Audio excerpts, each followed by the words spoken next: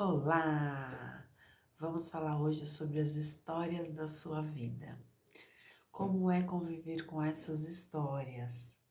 Você sofre com essas histórias? Você teve aprendizado com essas histórias?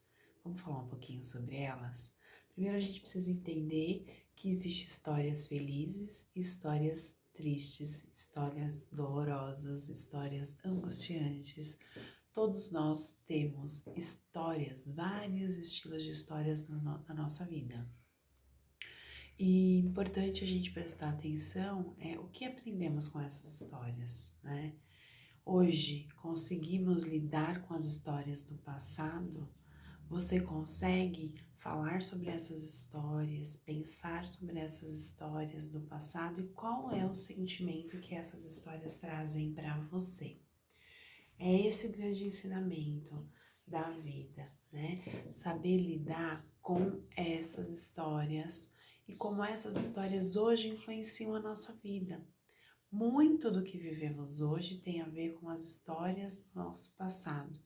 Como elas foram resolvidas, como elas foram entendidas, como elas foram absorvidas. Algumas histórias nós precisamos ressignificar, dar um outro sentido para que ela perca a força, ela perca a dor que ela traz pra gente, ela perca um pouco essa intensidade e ressignificando ela passe a ter um outro valor emocional para nós. As histórias do passado são importantes, precisam ser guardadas em um lugar importante, mas não um lugar de sofrimento. Então, para isso, a gente precisa ressignificá-las, né? Ressignificar é uma palavra que a gente usa muito na psicologia, que é dar um outro sentido para essa história. Não podemos apagar as histórias do passado, elas estão aí e elas vão conviver com a gente, tem que conviver com elas pro resto da vida, né? Não adianta achar que, eu não vou falar nela, então ela não vai me afetar. Isso não é verdade. Ela afeta.